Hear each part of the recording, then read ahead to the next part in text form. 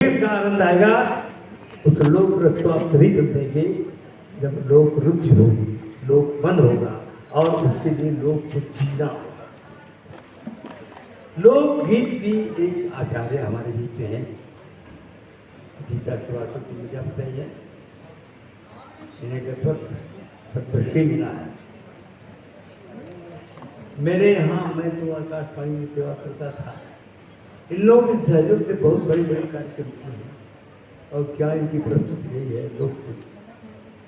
मैं निवेदन करूँगा अधिकारी से कि अपनी बातें तो कहें ही, लोग धुन को मिर्जापुर की कलेक्ट बहुत मशहूर है और उसकी बहुत ही अद्भुत कलाकार है ये, लेकिन ये बंधन नहीं कि कजरी को मैं नहीं कहूँगा कि मौसम नहीं कजरी बदला है, कुछ भी काम है, लेकिन अपने सुरों से आपको अवगत करा दें।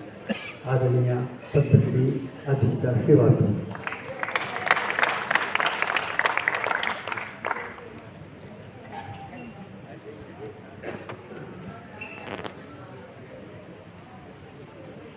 सर्वप्रथम बाबा भोले की नगरी काशी को प्रणाम करती हूँ। मंच पर आसीन आज के अध्यक्ष हरिराम द्विवेदी जी, जो हमारे श्रेष्ठ हैं, इनसे हम लोगों ने बहुत कुछ सीखा जाना। अन्य सम्मानित मंच पर बैठे हुए सभी अतिथियों को मैं प्रणाम करती हूँ, उनका अभिवादन करती हूँ। काशी की बात हो रही है, मिर्जापुर जनपद से मैं आई हूँ।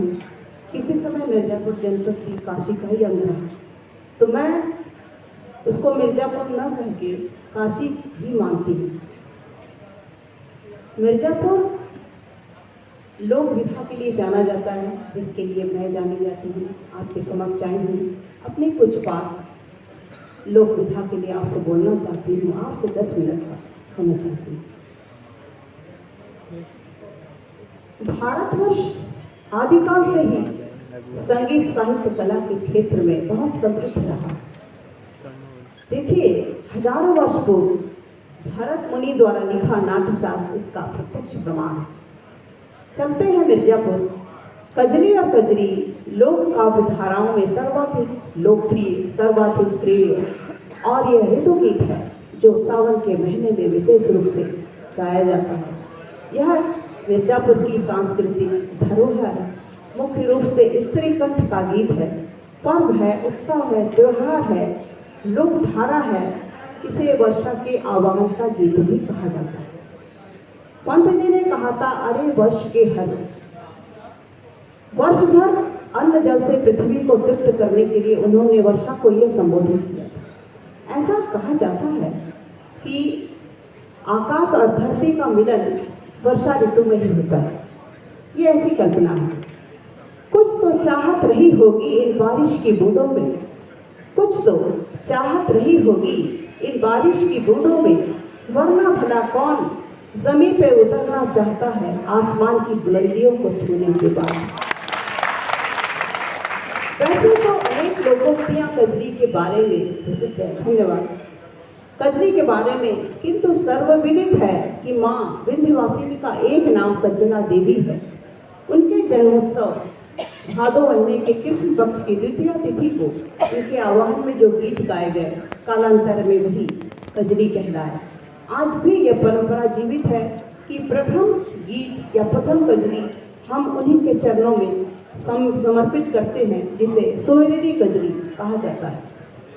हिंदी भाषी क्षेत्रों में कजरी अलग अलग नामों से गाई और सुनी जाती है। 19वीं शताब्दी को कजरी का स्वर्ण काल माना गया है, जिस समय भारतेंदु हरिश्चंद्र के मंडल में जितने भी कवि रहे, उन्होंने हजारों लाखों की संख्या में कजरी लिखी, गाई, उनका संग्रह हुआ और बहुत साहित्य भी लिखा गया।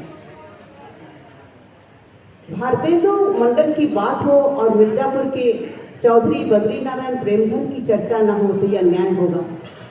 मिर्जापुर में विशाल कोठी के मालिक, जहाँ पर नृत्य, साहित्य और संगीत की चर्चा होती थी, ऐसे प्रेमधन जी हजारों कजरियाँ लिखे। उन्होंने पुस्तकों, साहित्य की रचना की, कजरी गायकों को अपने यहाँ पर बुलाते थे, आयोजन करते थे, कजरी दंगल करवाते थे और असहाय कलाकारों की सहायता भी किया करते थे। 19वीं शताब्दी में अगर हम देखें तो